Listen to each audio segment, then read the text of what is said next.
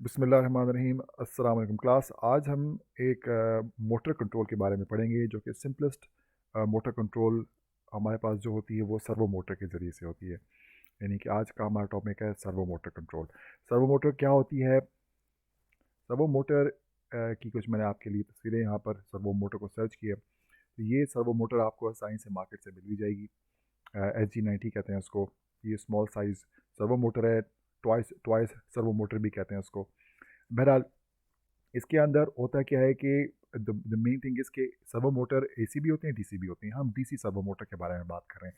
Servo motor का में के जो ख़ास बात होती है वो ये कि आपको इसमें एक एक आप इसमें उसकी पोजीशन कंट्रोल कर सकते हैं। कुछ सर्वो मोटर होती हैं जिसमें जो कि कंटिन्यूस रोटेशन होती हैं, जिसमें आपको पूरा 360 डिग्रीज़ की रोटेशन मिल जाती है। लेकिन जनरली जो आपको सर्वो मोटर मिलेगी, जो आपको सामने नज़र आ भी रही है, सामने ये ब्लू वाली जो है, ये सर्वो मोटर आपको इसमें जो टोटल आपको मूवमेंट मिलती है वो 180 डिग्रीज़ की मिलती है। यानी कि अगर मैं इसे ड्रॉ करना चाहूँ तो आपके पास सर्वो मोटर का एक इसकी कहते हैं न्यूट्रल पोजीशन, यानी कि जो इसकी ज़ीरो पोजीशन होगी, जो कि लेट्स से न्यूट्रल या 90 डिग्रीज़ कह सकते हैं उसको। ये इसकी न्यूट्रल पोजीशन होती है। इसके अलावा ये दोनों डायरेक्शन में 90 डिग्रीज़ मूव कर सकती है, यानी कि 90 डिग्रीज़ इस तरफ, जो कि इसको I can call it 180 degrees, let's say call it 180 degrees. तो 180 डिग्रीज़ यहाँ पर और 0 डिग्रीज़ इस तरफ यहाँ पर, ठीक है। तो ये इसकी जो न्यूट्रल पोजीशन होती है वो इसकी स्टैंडर्ड ये, और उसकी दोनों तरफ न्यूट्रल पोजीशन की दोनों तरफ ये 90 डिग्रीज़ मूव कर सकता है। ये आपके पास स्टैंडर्ड सर्वो मोटर है और इनकी पोजीशन आप अ, अपने सर्वो मोटर को बता सकते हैं कि तुम करंटली किस पोजीशन के ऊपर चले जाओ। वो पोजीशन कैसे बताई जाती है वो आप PWM के ज़रिए से बताते हैं, जो कि आप पहले पढ़ चुके हैं। यानी कि आप एक ख़ास PWM भेजेंगे तो ये उस एक ख़ास एंगल के ऊपर चली जाएगी, ठीक है। और ये एंगल क्या होता है? ये एंगल, ये जो नॉर्मली जो 90 डिग्रीज़ वाला एंगल होता है ना, इसके लिए जो PWM की जो ड्यूटी साइकिल के ऊपर बेस नहीं होता, नॉर्मली टाइम के ऊपर बेस होता है। तो PWM की कुछ इसकी डाटा शीट में आपको देखना पड़ेगा। लेकिन जो स्टैंडर्ड PWMs होती हैं ना, उनकी कुछ रिक्वायरमेंट्स होती हैं। एक रिक्वायरमेंट होती है कि उनकी टाइम पीरियड की रिक्वायरमेंट, जो अभी हम देखेंगे कि इनका टाइम पीरियड कितना होना चाहिए, कि PWM की फ्रिक्वेंसी आप कितनी रख सकते हैं। दूसरी चीज़ क्या है कि आपको हर एंगल के लिए आपको एक ख़ास उन्होंने विड्थ दी हुई है कि इस एंगल के लिए, जैसे 90 डिग्रीज़ के लिए आपको 1.5 मिली सेकंड की पल्स होनी चाहिए, ठीक है। 1.5 मिली सेकंड की पल्स होगी तो आपको 90 डिग्रीज़ मिलेगा। उसके अलावा 2 मिली सेकंड की होगी तो आपको 180 मिलेगा, और 1 मिली सेकंड की होगी तो आपको 0 डिग्रीज़ मिलेगा, और उसके बीच में जो आप वेरिएशन करेंगे वो उसको आपके बीच में मिलेगी। तो this is the main working. उसके अंदर जो टर्मिनल्स होते हैं, अगर आप यहाँ पर देख सकें तो आपके आपके पास, let me just show you a bigger better picture. ये रहा यहाँ पर, ये आपके, बल्कि ये मैंने एक ऑनलाइन शॉप खोली हुई है पाकिस्तान में, लाहौर लाहौर बेस्ड कंपनी है। इनकी दुकान में आपको 250 रुपये की छोटी सी माइक्रो सर्वो मोटर मिल रही है।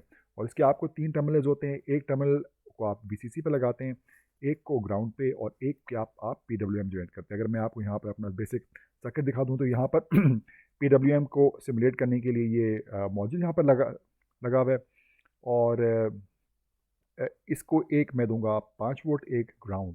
5 वोल्ट का क्यों? क्योंकि इसकी आप स्पेसिफिकेशन में देखें, ये जो माइक्रो सर्वो मोटर है ये 4.8 से 6 वोल्ट के बीच में काम काम करती है। और इसकी स्पीड जो है वो फिक्स होती है, यानी कि डिफरेंट वोल्टेजेस के ऊपर, 4.8 वोल्ट के ऊपर और 6 वोल्ट के ऊपर थोड़ा सा इसका स्पीड में फ़र्क होता है, लेकिन स्पीड इसकी फिक्स होती है जिस स्पीड से ये रोटेट करती है। टॉर्क इसका, टॉर्क इसके से क्या मुराद, यानी कि जिस आपको उसको एंगल आप उसको फिक्स कर देंगे, उस एंगल के ऊपर ये जाके फिक्स हो जाएगी, और उसके बाद उसके ऊपर इतना वजन बर्दाश्त कर सकती है, इतनी फोर्स, इतना टॉर्क बर्दाश्त कर सकती है, यानी कि इतना लोड वो ले सकती है। So let's briefly talk about the principal कि ये कैसे काम करता है। तो सर्वो मोटर में जैसे मैंने आपको बताया था कि इसमें एक फीडबैक मैकेनिज्म होता है। कुछ सर्वो मोटर्स होती हैं जो मेरे ख्याल से ज़्यादातर एसी सर्वो मोटर्स में जो फीडबैक मैकेनिज्म है वो इनकोडर के ज़रिए से इस्तेमाल होता है। इनकोडर क्या होता है उसको भी हम इंशाल्लाह अगर वक्त बचा तो आखिर में देख लेंगे। यहाँ पर आपको, बल्कि I can just open this in a new tab, उसको बाद में देख लेंगे। अभी जो आपके पास जो हम सर्वो मोटर इस्तेमाल करेंगे उसका स्ट्रक्चर कुछ इस तरह से होता है जो कि आपको यहाँ पर नज़र आ रहा है। यानी एक इसके अंदर डीसी मोटर होती है, और डीसी मोटर को आप जो है उसको जो कंट्रोल करता है वो यहाँ पर एक कंट्रोल सर्किट होता है जो कि आपको यहाँ पर नीचे नज़र आ रहा होगा। ये कंट्रोल सर्किट इस डीसी मोटर को कंट्रोल करता है, और इस डीसी मोटर के आगे यहाँ पर गेयर्स लगे होते हैं, और इस इन गेयर्स के ज़रिए से आप जो भी चीज़ आगे मूव करना चाहते हैं वो आप मूव कर सकते हैं। और इसी शाफ्ट के ऊपर एक आपका पोटेंशियोमीटर लगा होता है। वो पोटेंशियोमीटर क्या होता है, नहीं कि वेरिएबल वोल्टेज जिससे जनरेट हो सकती है, जैसे वेरिएबल रजिस्टर कहते हैं, और हर पोजीशन के ऊपर डिफरेंट वोल्टेज जनरेट होगी, और ये एक अंदर जो कंट्रोल सर्किट है वो उसे सेंस करेगा और उसको पता चल जाएगा मैं करंटली कौन सी पोजीशन पर हूँ, और उसके हिसाब से ये डीसी मोटर को लेफ्ट राइट मूव करेगा और इसकी पोजीशन सेट करेगा। ये काम आपको नहीं करना पड़ता। तो सर्वो मोटर जो है बहुत सारा जो है काम आपके लोड आपके ऊपर से ले लेता है। और इसमें जो अगर आपको यहाँ पर ये बल्कि ये पिक्चर छोटी है, let me just show you another, late me just सी क्या यहाँ पर मैंने निकाली हुई थी। ऑलराइट, ये देखें, ये जो आप ये जो मैंने आपको तीन आपको पिन्स दिखाई थी आपके सर्वो मोटर की, एक वीसीसी, एक ग्राउंड, और एक इसकी जो पिन नंबर जो सेंटर वाली है पिन, उसके ऊपर आप PWM जनरेट करेंगे। और PWM आप जनरेट करेंगे, ये इनकी स्पेसिफिकेशन में लिखा होता है। बहरहाल आप इसकी डाटा शीट में भी देख सकते हैं, लेकिन जो स्टैंडर्ड आपको PWM की मोटर्स मिलेंगी उसकी जो मेन रिक्वायरमेंट्स होती हैं वो ये, नंबर वन कि इसका जो टाइम पीरियड है, let me just try to get grab a pen, इसका जो टाइम पीरियड है, यानी कि आपका PWM का ये टाइम पीरियड जो है यहाँ से यहाँ तक, PWM का टाइम पीरियड जो है वो 20 मिली सेकेंड होना ज़रूरी है। 20 मिली सेकेंड का टाइम पीरियड होना ज़रूरी है। उसके अलावा अगर आप चाहते हैं कि ये न्यूट्रल पोजीशन पे आ जाए तो नॉर्मली न्यूट्रल पोजीशन पे आपको 1.5 मिली सेकेंड देने होते हैं, यानी कि ड्यूटी साइकिल 1.5 मिली सेकेंड का होगा। और अगर आप चाहते हैं कि ये ज़ीरो पर आ जाए तो इसका ड्यूटी साइकिल जो है वो 1 मिली सेकेंड होगा, और अगर चाहते हैं कि ये मैक्सिमम पे चले जाए 180 डिग्रीज पर, तो इसका जो पल्स फिट था, यानी कि ड्यूटी साइकिल जो है वो 2 मिली सेकेंड उसका होगा। इस यहाँ पर परसेंटेज में मेंशन नहीं है, वो हम खुद ही निकालेंगे। एक चीज़ जो मैं बताना, late me just before I forget, मैं आपको चीज़ बता दूं इसमें, वो ये कि सर्वो मोटर के एंड के ऊपर यहाँ पर एक किस्म की वो लगी होती हैं, नॉचेस से लगे होते हैं, जो कि उसको मैक्स और आगे फर्दर जाने से रोकते हैं। किधर चला गया कोई डायग्राम। बहरहाल इसकी इसकी मोटर के इसकी जो पिछली मैंने आपको दिखाई थी, ये देखिए, इसके यहाँ पर जब ये मूव करती है तो इसकी 0 डिग्रीज और 180 डिग्रीज के ऊपर नॉचेस लगे होते हैं, जो कि यहाँ पर फिलहाल मुझे नहीं आ रहे नज़र। बहरहाल वो नॉचेस उसको रिस्ट्रिक्ट करते हैं कि वो उससे आगे ना जाए। लेकिन एक और किस्म की सर्वो मोटर होती है जिसे कंटिन्यूस रोटेशन सर्वो मोटर कहते हैं, जो कि कंटिन्यूसली रोटेट करती है। उसमें इसके कोई नॉचेस नहीं लगे होते, लेकिन उसमें क्या होता है, उसमें आपको पोटेंशियोमीटर भी नहीं होता, उसमें आप मतलब कि उसमें आपको उसकी पोजीशन आप उसको डिक्टेट नहीं कर सकते। उसमें आप उसकी स्पीड कंट्रोल कर सकते हैं, और लेकिन आप उसकी जो पोजीशन है वो कंट्रोल नहीं कर सकते। तो अभी हम जो मोटर इस्तेमाल कर रहे हैं वो हम पोजीशन कंट्रोल के लिए इस्तेमाल कर रहे हैं। और ये जो आपके पास सर्वो मोटर है, ये आपके पास 3 साइजेस में आती हैं जो स्टैंडर्ड मार्केट में अवेलेबल हैं। ये माइक्रो जो हम अभी इस्तेमाल कर रहे हैं आपको मार्केट में मिल जाएगी, वो माइक्रो है, स्टैंडर्ड है और जायंट है, जो कि लोड के हिसाब से आप इसको वेरी कर सकते हैं, डिफरेंट अपनी सर्वो मोटर चूज़ कर सकते हैं। तो ये विकीपीडिया में भी जो उसकी इन्फॉर्मेशन है वो भी वही स्टैंडर्ड इन्फॉर्मेशन है, जैसे उन्होंने बताया कि 1.5 मिली सेकेंड आप देंगे तो वो अपनी न्यूट्रल पोजीशन पर आ जाएगी, और ये वेरी करती है बिटवीन 1 और ये इसका 20 मिली सेकेंड। तो देखिए ये जर्नल इसी ये जो है ना, ये जो जर्नल स्टैंडर्ड है जो आपको नॉर्मली मार्केट में मिलेंगी, वो आपको इसी उसकी मिलेंगी। तो और ये अगर इनका डायग्राम अगर यहाँ पर खुल जाता है तो इसमें भी आपको ये चीज़ आएगी नज़र के आपके पास 1.5 मिली सेकेंड, 2 मिली सेकेंड और 1 मिली सेकेंड, ये आपके सेंटर यानी कि न्यूट्रल पोजीशन, ये इसकी मैक्सिमम यानी 90 डिग्रीज और ये -90, या इसको 0, 90 और 180 भी कह सकते हैं, मतलब इसको 0, 90 और 180 भी कह सकते हैं। ठीक है, सो दिस इज़ द करंट हमारा सर्वो मोटर का बेसिक। लेट मी जस्ट सी 5 कोई चीज़ ऐसी तो नहीं जो कि मैंने आपको ना बताई हो। ऑलराइट, सो राइट, तो अच्छा, अब हमने ये देखना है कि अब हम इसकी कैलकुलेशन कैसे करेंगे। ठीक है, यानी कि आपके पास ये सर्वो मोटर तो आ गई, अब हमें मालूम है कि अब इसमें से नॉन चीज़ें क्या है हमारे पास।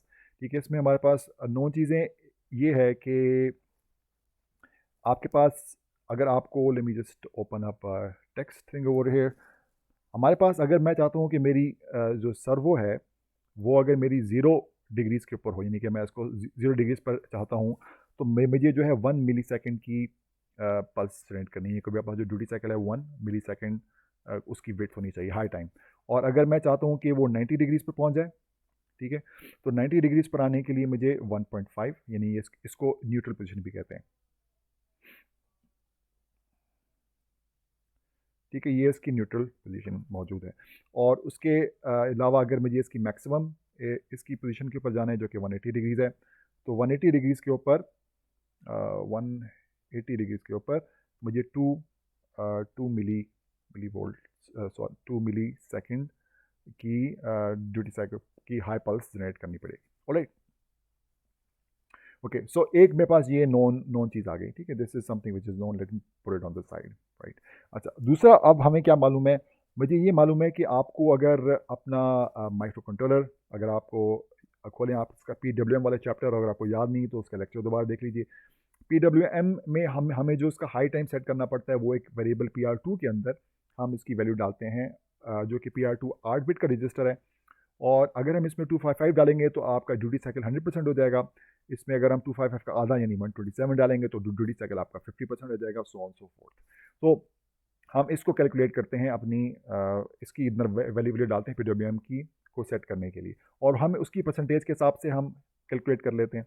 तो हमें अभी करंटली हमें परसेंटेजेस गिवन नहीं है, हमें जो चीज़ गिवन है वो एक्चुअल विड्थ गिवन है। हमें क्या मालूम है, नोन क्या है हमारे पास, एक तो ये है कि आपके पास जो टाइम पीरियड है आपके पास, ठीक है, नेक्स्ट ये आपके पास जो टाइम पीरियड है यहाँ से यहाँ तक, ठीक है, यहाँ से यहाँ तक आपके पास time period this is 20 milli second. अब 20 मिली सेकेंड आपके पास अगर टाइम पीरियड है तो उसका मतलब है कि आपके पास जो फ्रिक्वेंसी है वो PWM की वो कितनी होगी, पहली चीज़ 20 एक्सपोनेंशियल 3 माइनस, तो आपके पास इसको मैं इन्वर्ट करूँगा तो मेरे पास फ्रिक्वेंसी आ गई 50 हर्ट्ज़। तो पहली चीज़ ये कि जो PWM की फ्रिक्वेंसी है वो होगी हमारे पास 50 हर्ट्ज़, तो वो नॉन फैक्ट है, इसको भी हम यहाँ पर बल्कि इसी में late me C if I can yes right on this. तो ये भी नॉन फैक्ट हमारे पास क्या आ गया कि अब आपके पास PWM की फ्रीक्वेंसी जो है वो आपके पास कंपलसरी है कि हम 50 हर्ट्ज़ ही रख सकते हैं, हमारे पास और कोई ऑप्शन नहीं है। ये हमारे पास नॉन चीज़ आ गई। ओके, अच्छा, अब हमें और क्या चीज़ मालूम है, हमें हमें ये चीज़ मालूम है कि आपके पास जब अगर आप चाहते हैं कि 1 मिली सेकेंड की पल्स जनरेट करें, मिसाल के तौर पर 1 मिली सेकेंड की पल्स हाई पल्स जनरेट करना चाह रहे हैं, तो ये 20 मिली सेकेंड का नहीं, इस टाइम पीरियड का कितना परसेंट बनता है, कितना परसेंट है, तो मैं से 1 मिली सेकेंड को डिवाइड बाई 20 मिली सेकेंड अगर मैं कर लूँ तो मेरे पास ये आ जाता है 5%। ठीक है, 5% का मतलब है कि 0.05, सही है। तो ये 0.05 है, यानी कि 0.05 जो वो फैक्टर है जिसको मैं अपने मैक्सिमम ड्यूटी साइकिल से मल्टीप्लाई करूँगा, यानी 5% ऑफ 5% ड्यूटी साइकिल में चाहिए, तो उसके लिए मैं 0.05 को यानी जो इसका फैक्टर है उसको मैं मल्टीप्लाई कर दूंगा जिसके ऊपर 100% आता है, यानी 255 से 255 मेरे पास PR2 की वो मैक्सिमम वैल्यू है जिसके ऊपर 100% आएगा, तो इसका 5% कितना हो जाएगा 0.5 into 255 which is equal to 0.05 into 255 is equal to 12.75। मैं उसको अप्रॉक्सीमेट करके उसको 13 लिख लेता हूँ, यानी कि मैं PR2 की वैल्यू जो है मेरे पास यहाँ पर ये PR2 की वैल्यू हो जाएगी। PR2 की जो वैल्यू है मैं वो रखूँगा 13, अगर मुझे चाहिए एंगल आपका 0 डिग्रीज के लिए, ठीक है। 1 मिली सेकेंड हमने देखा 0 के लिए था, 1.5 मिली सेकेंड था 90 डिग्रीज के लिए, तो 1.5 के लिए मैं 1.5 डिवाइड बाय 20 कर लूँगा, which is equal to 1.5 is I think 7.5. Let me just confirm, 1.5 divided by 20. This is 7.5%, ठीक है। 7.5% का मतलब है 0.075, और इसका मैं निकालूंगा इसकी कितना, मैं PR2 की वैल्यू निकालने के लिए मैं 255 से मल्टीप्लाई कर दूंगा, which will be equal to 0.075 times 255 is equal to 19.125. And I will approximate this to 19, ठीक है। सिमिलरली जो मैक्सिमम मेरे पास वैल्यू है 2 मिली सेकेंड, 2 मिली सेकेंड को मैं कर लूँगा डिवाइड बाय 20, दोनों मिली सेकेंड में से मैं यूनिट नहीं लिख रहा क्योंकि दोनों की यूनिट मिली सेकेंड ही है, which is obviously equal to 10%, और 10% का मतलब है 0.10, सॉरी 0.01 नहीं 10 मल्टीप्लाइड बाय 255, तो 10% ऑफ 255 इज 25.5, मैं उसको अप्रॉक्सीमेट करने के लिए 26 कर दूंगा। तो ये मेरे पास PR2 की वैल्यू आ गए हैं, ठीक है। तो ये मेरे पास कैलकुलेशन हो गई है, और याद रखिएगा ये आपके पास as an engineer this is the most important thing कि आप प्रॉब्लम को समझ के उसको प्लान कर सकें कि आपने उस प्रॉब्लम को सॉल्व कैसे करना है, ठीक है। तो ये हमने प्लान बना लिया कि हम ये हमारे पास रेंजेस हैं जिसके ऊपर हम PR2 की वैल्यू सेट कर सकते हैं, ठीक है। तो सबसे पहली चीज़, अब नाउ मैंने कोड इसका देखते हैं, कोड हम कैसे लिखेंगे PWM जनरेट करने के लिए। मैंने आपको जो ADC का कोड था, सिंपल सा जो बगड़ी क्विज था हमारा, वो मैंने खोल लिए। तो इसमें हमें मालूम है कि हम PWM हमने जनरेट की थी, ये PWM की फ्रिक्वेंसी थी, ठीक है, टाइम पीरियड। अभी हमारे पास जो हमने ओरिजिनली क्लास में किया था पहले, वो 2 किलोहर्ट्ज़ की फ्रिक्वेंसी थी, यानी कि ये जो आपके पास टाइम पीरियड है, दिस वाज 1/2000। अब हम ये नहीं कर सकते, ठीक है। अब हमें मालूम है कि हमें जो फ्रिक्वेंसी जनरेट करनी है वो 50 हर्ट्ज़ है, 2000 हर्ट्ज़ के ऊपर हम नहीं चला सकते। So let's see if this is gonna work. इसमें थोड़ा सा मसला है वो, which I want to point out. वो ये कि अगर मैं इसको अभी पहले चले, मैं इसको पहले 2000 पे तो चला के देखता हूँ कि ये कंपाइल हो रहा है कि नहीं हो रहा। तो लेट में इसको मैं 2000 पे चलाता हूँ और let me just compile this. तो this is working just fine, compile हो रहा है, कोई मसला नहीं हो रहा। लेकिन अगर मैं इसको, क्योंकि मुझे PWM की फ्रिक्वेंसी जो है वो 50 हर्ट्ज़ चाहिए, अगर मैं इसको 50 हर्ट्ज़ पे चेंज करता हूँ और फिर मैं इसको बिल्ड करता हूँ, तो इसने मुझे एरर दे दिया और कहा है कि argument is out of range. ये क्या चक्कर है? अगर आपको याद हो तो हम इसमें जो PWM की जो कैलकुलेशन करते हैं यहाँ पर, तो PWM पीरियड में हम मैक्सिमम PR2 की वैल्यू, और इसके लिए हम ये फार्मूला हमने क्लास में हमने इसको सॉल्व भी किया था।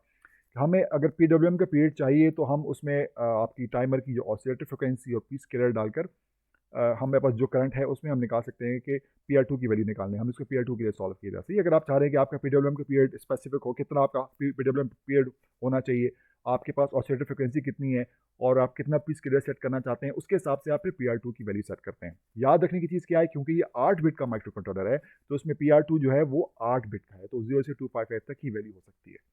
हमने एक इसकी कैलकुलेशन की थी, हमने इसकी मिनिमम और मैक्सिमम फ्रिक्वेंसी निकाली थी PWM की फॉर स्पेसिफिक ड्यूटी साइकिल। जो हम एक स्पेसिफिक ऑसिलेटर फ्रिक्वेंसी के लिए हमने PWM की फ्रिक्वेंसीज को कैलकुलेट किया था। तो अगर आप इसमें देखें, अभी हमारे पास जो है कुछ कंस्ट्रेंट यहाँ पर आ चुके हैं। कंस्ट्रेंट क्या है हमारे पास? एक सबसे बड़ा कंस्ट्रेंट कि PWM का जो पीरियड है वो हमारे पास फिक्स हो गया है। हमारे पास जो PWM का PWM का जो पीरियड है FPWM, वो हमारे पास फिक्स है, दैट इज़ 50। यानी कि अगर मैं यहाँ पर इसको लिख लूँ तो दिस PWM पीरियड मेरे पास 50, ये मेरे पास फिक्स हो चुका है, this is fix, this is 50, right. अब हमारे पास क्या चीज़ वेरिएबल है? मैं अब PR2 की वैल्यू और ये टाइमर, आप अब जो फ्रिक्वेंसी है, और आपके पास पी स्केलर। अब हमने देखा कि ये आपके पास 50 के ऊपर ये आउट ऑफ रेंज काम कर रहा है, ये बहुत हाई फ्रिक्वेंसी है आपकी आपके माइक्रो कंट्रोलर की आपकी। अब हमने अब हाई इस फ्रिक्वेंसी के ऊपर आप ये इतनी स्लो फ्रिक्वेंसी की PWM जनरेट नहीं कर सकते, इसको उसके ऊपर मसला। अब मैं देखना चाह रहा हूँ वो कितनी फ्रिक्वेंसी के ऊपर है। अब मेरे पास ये है, मेरे पास अगर मैं इसको यहाँ पर सॉल्व किया हुआ है पहले से हमने, यहाँ पर आप देखें तो ये FOSC के लिए, देखिए यहाँ पर अगर मैं इसको FOSC के लिए सॉल्व करना चाहता हूँ, FOSC के लिए सॉल्व करना चाहता हूँ, ये मेरे पास PR2 की वैल्यू है। यहाँ पर देख लें, ये FOSC की सॉल्व करना चाहता हूँ, PR2 और +1 और 4 और ये पी स्केलर। तो मैं इन सब को उठाकर यहाँ से, इस सब को उठाकर अगर मैं यहाँ पर ले जाऊँ राइट हैंड साइड के ऊपर, ठीक है, तो this will be multiplied by FPWM जो कि मेरे पास फिक्स्ड है। This is equal to 50, this is equal to 50, ये मुझे मालूम है। और ये मेरे पास जो है वो लेफ्ट हैंड साइड के ऊपर आ गया। अब मैं देखना चाह रहा हूँ कि मैं किस मैक्सिमम फ्रिक्वेंसी के ऊपर, what is the maximum frequency जिसके ऊपर मैं इसको चला सकता हूँ, कि अगर मुझे ये PWM चाहिए। तो अगर मैं PR2 की वैल्यू को मैक्सिमम कर दूँ, ठीक है, क्योंकि ये अब न्यूमिनेटर में चला गया, तो इसकी मैक्सिमम वैल्यू मैं कैसे पता करूँगा? PR2 की वैल्यू को मैक्सिमम कर दूँ। PR2 की वैल्यू मैक्सिमम कितनी है? 255, और पी स्केलर की मैक्सिमम वैल्यू कितनी है? That is 16। तो अगर मैं इसको यानी कि 255 प्लस 1 इंटू 4 इंटू 16, पहले ये लिखी हुई है, तो ये मैक्सिमम वैल्यू को अगर मैं इससे मल्टीप्लाई करता हूँ यानी कि FPWM के ऊपर, तो मेरे पास वो मैक्सिमम ऑसिलेटर फ्रिक्वेंसी आ जाएगी जो कि मैं माइक्रो कंट्रोलर में इस्तेमाल कर सकता हूँ, ठीक है। तो मैं क्या करूँगा? दिस इज इक्वल टू, मेरे पास जो फिक्स चीज़ क्या है, मेरे पास PWM की फ्रिक्वेंसी वो है 50, ठीक है। इसको मैं मल्टीप्लाई कर रहा हूँ वो मैक्सिमम PR2 की वैल्यू के ऊपर जो जो जो मैं इस्तेमाल कर सकता हूँ। PR2 की वैल्यू मैक्सिमम 255 प्लस 1 किया 256 से मैंने इसको मल्टीप्लाई किया, फिर मैंने इसको मल्टीप्लाई किया 4 से, और मेरे पास जो पी स्केलर की सबसे बड़ी वैल्यू हो सकती है वो 16 हो सकती है, तो उसको मैंने 16 से 16 से मल्टीप्लाई कर दिया। तो मेरे पास आ गया 819.2 किलोहर्ट्ज़, यानी कि 0.8 मेगाहर्ट्ज़ तकरीबन। यानी कि अगर मैं 0.8 मेगाहर्ट्ज़ पे इसको चलाऊंगा तो ये चल जाएगा, उससे कम फ्रिक्वेंसी, उससे ज़्यादा फ्रिक्वेंसी के ऊपर इसको चलने में मसला है। तो अगर मैं इसको यहाँ पर एडिट प्रोजेक्ट पे लेकर आऊँ और मैं 0.8 की जगह, लेट से, क्योंकि मैंने सिमुलेशन 0.5 पे चलाई हुई, तो आई जस्ट पुट 0.5। तो 0.5 के ऊपर मैंने कि 500 किलोहर्ट्ज़ के ऊपर अगर मैं अपना माइक्रो कंट्रोलर चलाऊँ, तो it should now build without any problem इंशाल्लाह। राइट, तो ये मेरे पास बिल्ड हो गया। इसका मतलब है कि मुझे अपनी ये सेक्रीफाइस करना पड़ेगा अगर मैं PWM इस्तेमाल करना चाह रहा हूँ। आप बगैर PWM इस्तेमाल की मैनुअली भी ये पल्स जनरेट कर सकते हैं, ठीक है। वो कैसे करेंगे, you should be able to do it, लेकिन if you can't understand how then ask me. आप बगैर PWM इस्तेमाल किए, यानी कि PWM का जो इसमें फीचर है माइक्रो कंट्रोलर के अंदर, उसको इस्तेमाल किए बगैर भी आप वो पल्स जनरेट कर सकते हैं जो कि इसको रिक्वायर्ड है यहाँ पर। वो कैसे करेंगे, think about it. If you can't understand then ask me in the class. Okay, so अब मैंने ये PWM तो मेरी जनरेट हो गई। अब मैं ADC को मुझे कोई ज़रूरत नहीं है। मैं let me just get rid of all of this code. अब मैं क्या करता हूँ कि मुझे मालूम है कि मुझे PWM का मुझे इनिट हो गया, वन ही मैंने इस्तेमाल करना है। इसको मैं यहाँ पर सबसे पहले मैं क्या करता हूँ, जो सबसे 0th डिग्री के लिए मुझे चाहिए PR2 की वैल्यू 13, यानी कि इसकी वैल्यू में PWM को मैंने 13 इसमें सेट करना है वैल्यू को। ड्यूटी साइकिल 255 में से 13 सिर्फ 13। उसके बाद मैं क्या करता हूँ, उसके बाद मैं थोड़ा सा डिले दे देता हूँ और फिर मैं ड्यूटी साइकिल यानी कि उसकी इस पोजीशन को चेंज करता हूँ। Let me give a delay of 2 seconds. तो 2 सेकेंड्स के बाद मैं इसको चेंज कर लेता हूँ। राइट, ये मैंने इसको कॉपी किया। Late me just paste it 3 times. पहले 13 है, उसके बाद 19 और 26। 13 हो,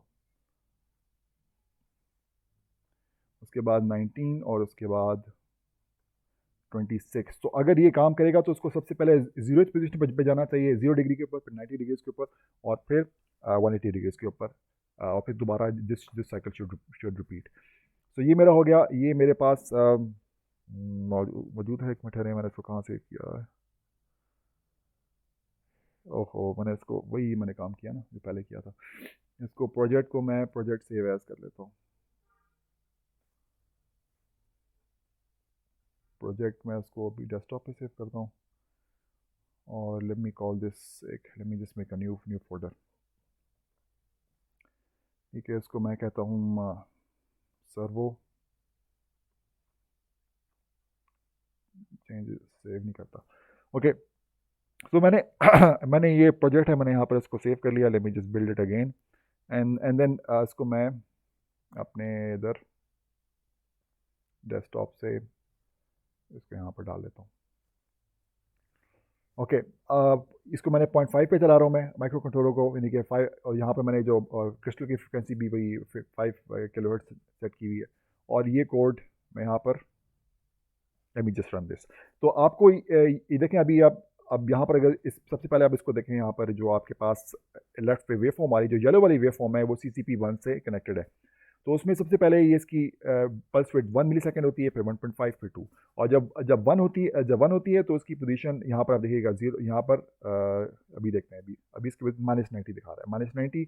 और जो न्यूट्रल पोजीशन है उसको 0 दिखाना चाहिए, लेकिन -5 दिखा रहा है, क्योंकि इसमें थोड़ा सा एरर है। एरर क्यों है उसके ऊपर अभी इंशाल्लाह बात करेंगे।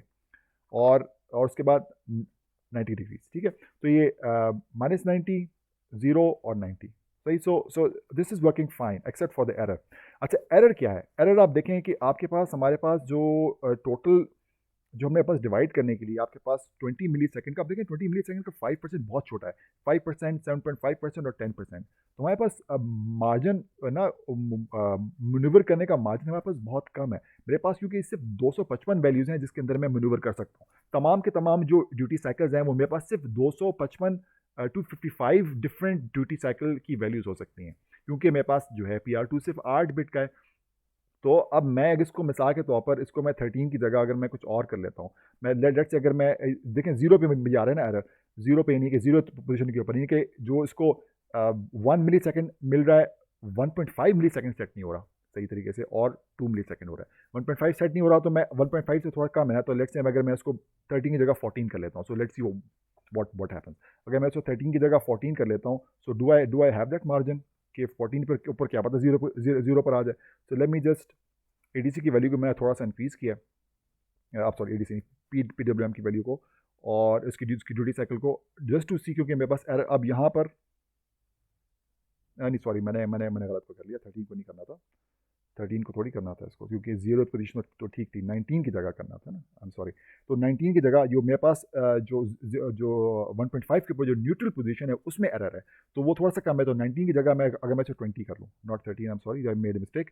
सो let me just make this 20 to see if I get a better performance, right. तो अब मेरे पास जो न्यूट्रल पोजीशन में एरर रहा था यहाँ 90, ठीक है। अब यहाँ पर अब प्लस 12 हो गया है, ठीक है। तो और एरर मेरे पास और बढ़ गया है, तो even that was better, 19 was better than 20। अब ये क्या चक्कर है, अब ये मेरे पास एरर इसलिए आ रहा है क्योंकि मेरे पास ड्यूटी साइकिल जो है वो 8 बिट का है, ये चक्कर है मेरे पास। सबसे बड़ा चक्कर ये है कि मेरा माइक्रो कंट्रोलर लिमिटेड है। उसका सोल्यूशन क्या है, उसका सोल्यूशन ये है कि या तो आप PWM का मॉड्यूल इस्तेमाल ना करें और अपना टाइमर और अपना सॉफ्टवेयर आप खुद ही अपना कोड लिखें जिसमें आप इसको ज़्यादा प्रिसाइसली कंट्रोल कर सकें, ठीक है। 16 बिट का आप वेरिएबल बना लें, उसे सॉफ्टवेयर कंट्रोल करें। लेकिन उसका नुकसान क्या होगा कि आपका माइक्रो कंट्रोलर आपका बिजी रहेगा, यानी कि आप समझने की कोशिश करें मैं आपसे क्या कह रहा हूँ। आप जो PWM का जो इंटरनल मॉड्यूल है वो इस्तेमाल नहीं करेंगे। इस वाइल लूप के अंदर आप क्या करें, आप एक पिन लें, उसको आप हाई कर दें, डिले डाल दें, और फिर डिले के बाद फिर यानी कि 1 मिली सेकेंड का आप डिले डालें 1.5 का, फिर दोबारा लो कर लें। तो इस तरह आप पूरा वाइल लूप अपना एक चलाएंगे, लेकिन उसका नुकसान ये होगा कि आपका माइक्रो कंट्रोलर मुसलसल मसरूफ हो जाएगा। अभी आप क्या कर सकते हैं कि आपको PWM का आपने एक ड्यूटी साइकिल सेट कर दिया, बस आपने एक कमांड दी और काम हो गया। तो अगर आप PWM मॉड्यूल इस्तेमाल नहीं करेंगे then you may be able to get some better results, लेकिन ऑब्वियसली हम पसंद नहीं करेंगे कि हम इसका इंटरनल मॉड्यूल इस्तेमाल करें। तो उसका सोल्यूशन क्या है, वो ये कि अगर आप PWM इस्तेमाल करना चाह रहे हैं और अगर आपको ज़्यादा प्रिसीजन चाहिए तो आप माइक्रोचिप की वेबसाइट पर जाएं और इनका आप जो ज़्यादा एडवांस माइक्रो कंट्रोलर है वो आप ख़रीद लें। वो आप जाएंगे प्रोडक्ट्स में जाएंगे तो आपके पास, हमारे पास 8 बिट का माइक्रो कंट्रोलर है ना, तो आप ये जाएँ इसके 8 बिट का माइक्रो कंट्रोल यहाँ लिखे हुए हैं, 16 बिट का या 32 बिट का माइक्रो कंट्रोलर आप ले लें। लेट्स से 16 बिट का जो है वो PIC 24 सीरीज़ में आता है। तो PIC 24 सीरीज़ का कोई भी माइक्रो कंट्रोलर अगर आप उठा लेंगे, इनमें से कोई भी आप माइक्रो कंट्रोलर देख लें, तो उसमें जो PR2 होगा, जिसमें जो रजिस्टर होगा वो 16 बिट का होगा।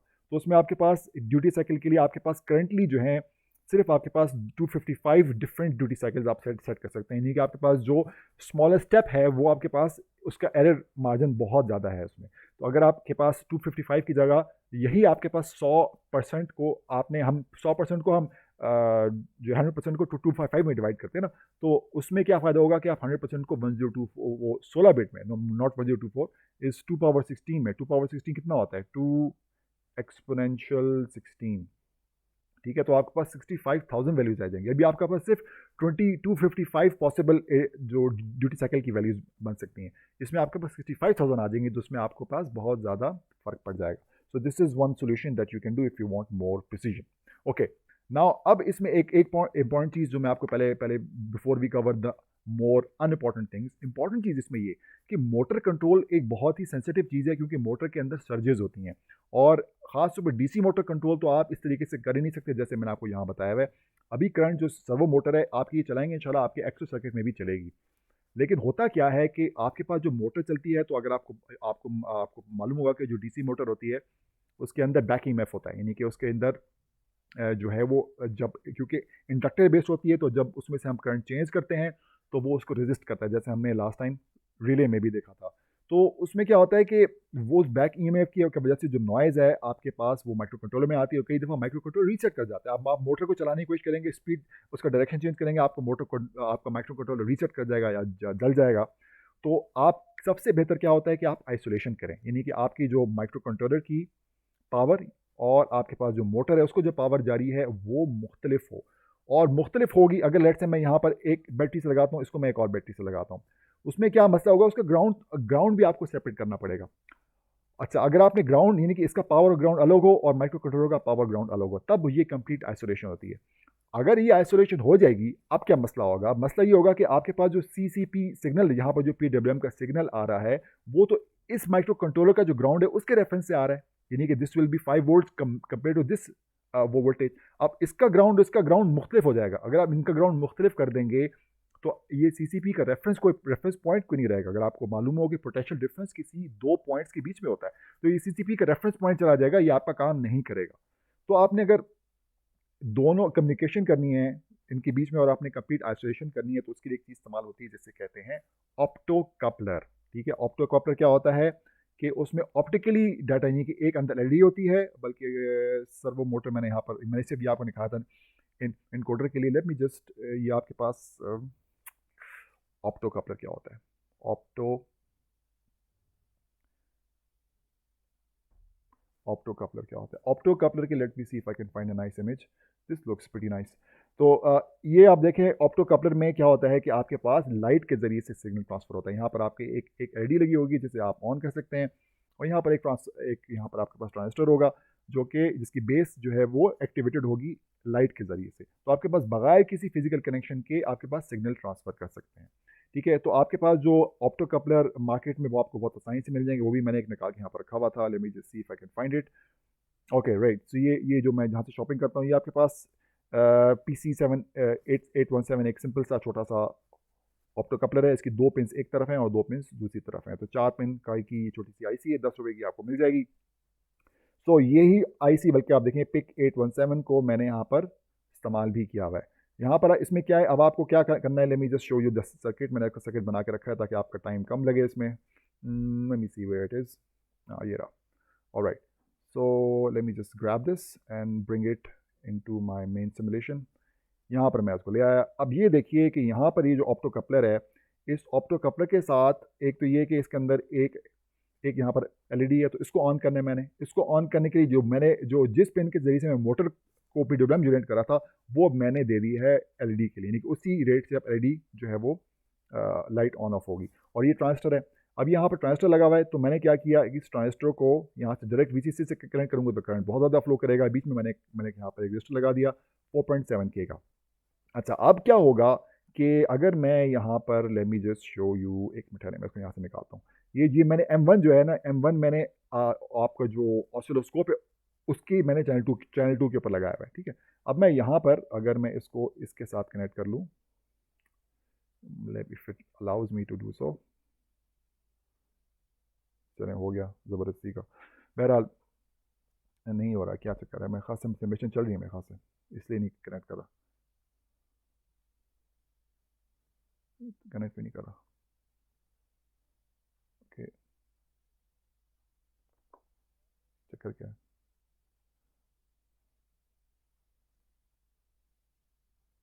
just drag it over here.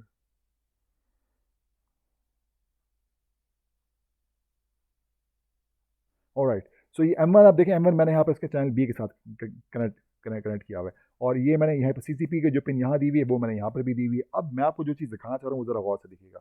आगे वाला सर्किट क्यों बनाया उसकी सेंस आपको आएगी। अब देखें यहाँ पर आपके पास जो वेव फॉर्म है, तो ये कम आ रही है, वो अलग वजह है, क्योंकि आगे मैंने एक और कंपोनेंट लगाया हुआ है। ये इन्वर्टेड आ रही है। ठीक है, क्योंकि ये ट्रांजिस्टर है, आपको मालूम है ट्रांजिस्टर जो है वो सिग्नल को इन्वर्ट कर देता है। ठीक है, तो यहाँ पर इसने इन्वर्टेड वेव वहाँ पर आ गई। तो मैंने इसको सिग्नल को दोबारा इन्वर्ट करने के लिए मैंने आगे एक और ट्रांजिस्टर लगा दिए।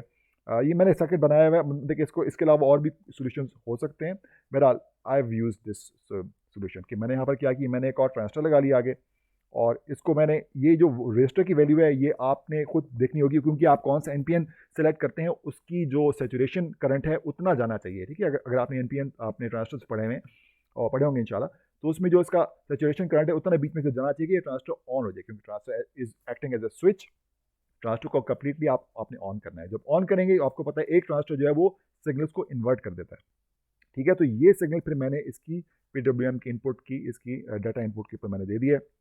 अब ये देखें, मैंने, अगर आप देखें यहाँ पर मैंने ये डिफरेंट मैंने पावर रेल इस्तेमाल की है। ये ग्राउंड अलग है। अब ये ग्राउंड जो है, ये मेरे पास वो ग्राउंड है जो कि माइक्रो कंट्रोलर को जो पावर जा रही है उसका ग्राउंड है, और ये ग्राउंड अलग है। ग्राउंड ये मैंने अलग नया ग्राउंड क्रिएट किया। इस ग्राउंड का इस ग्राउंड में कोई ताल्लुक नहीं है, और सिमिलरली इस पावर का उस पावर से कोई ताल्लुक नहीं है। ये आपके कैसे बनते हैं पावर, जी मैं एक दफ़ा पहले भी आपको क्लास में हिंट कर चुका हूँ। आप जाएंगे ये कन्फिगर पावर रेल्स, और पावर रेल्स में मैंने क्या किया, यहाँ पर एक मैंने न्यू करके उसको मैंने नाम दे दिया कि मैंने नया ग्राउंड 2 में, और 5 वोल्ट 2 मैंने कर लिया, और उसको जो वोल्टेज थी वो मैंने दे दी, ताकि ये सेपरेट पता चल जाए कि ये डिफरेंट पावर्स हैं, इनका आपस में कोई ताल्लुक नहीं है।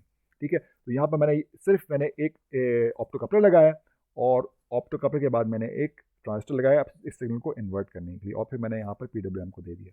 सो लेट्स सी, अब अगर देखें, अगर आप ये मोटर भी, अब ये दूसरा सिग्नल ब्लू में आपको आ रहा है नज़र, ये आपको ये जो मैंने M1 यहाँ पर लगाया हुआ है, इस ट्रांजिस्टर के ऊपर जो वोल्टेज आ रही है, और यही वोल्टेज है जो कि पीडब्ल्यूएम की डाटा में जा रही है। तो अब आप देखें ये दोनों मैच कर रहे हैं। और आपके पास अब यहाँ पर जो माइक्रो कंट्रोलर का अपनी मोटर कंट्रोल का जो आपने सर्किट बनाया है वो कम्प्लीटली आइसोलेटेड हो गया है। तो आप करंटली आप जो प्रोजेक्ट कर रहे हैं उसके अंदर अगर आप टेस्ट के लिए अगर आप लगा देते हैं देन दैट्स फाइन, लेकिन मैं आपको रिकमेंड नहीं करूँगा। मैं आपको रिकमेंड करूँगा कि जब भी आपने मोटर कंट्रोल करना है तो हमेशा आइसोलेशन का ख्याल रखें। और ऑप्टो कपलर इस्तेमाल करना आसान भी है और सस्ता से कंपोनेंट है अपने सर्किट्स में। आपने जब भी कोई मोटर कंट्रोल करनी है डीसी में तो ज़रूर करना चाहिए, लेकिन सर्वो में भी मैं आपको रिकमेंड करूँगा कि आप जो है वो ऑप्टो कपलर से आइसोलेशन करें। ठीक है। सो लेट मी जस्ट सी, हमारा आज का टॉपिक ऑलमोस्ट ख़त्म हो गया है। मैं सिर्फ देख लूँ कि आपके पास कोई ऐसी चीज़ बाकी तो नहीं रह गई जो कि मैंने आपको नहीं बताई। यहाँ पर हमने 16 बिट वाला देख लिया, ऑप्टो कपलर हमने देख लिया कैसे काम करता है। और राइट, हाँ, ये मैंने एक चीज़ आपको बतानी थी कि इनकोडर क्या होता है। इनकोडर ये आपके पास डिवाइस जो मोटर के पीछे जो मोटर है ना आपकी, ये जो डी नॉर्मली ये एसी मोटर के साथ होता है, आपके पास मोटर के पीछे इनकोडर लगा होता है यहाँ पर। इनकोडर जो कि आपकी पोजीशन को फीडबैक दे देता है आपको। तो अभी जो हम इस्तेमाल कर रहे हैं सर्वो मोटर, उसमें इनकोडर के ज़रिए से फीडबैक नहीं आता, यानी पोजीशन सेंस जो है वो इनकोडर के ज़रिए से नहीं होती। आप जो इस्तेमाल कर रहे हैं उसमें जो है वो पोटेंशियोमीटर के ज़रिए से फीडबैक आता है, और वो आप खुद हैंडल नहीं करते, वो अंदर इसका अपना कंट्रोल सर्किटरी होता है जो कि इस फीडबैक को हैंडल कर रहा होता है। राइट। सो यही था मेरे ख्याल से। I think this is it.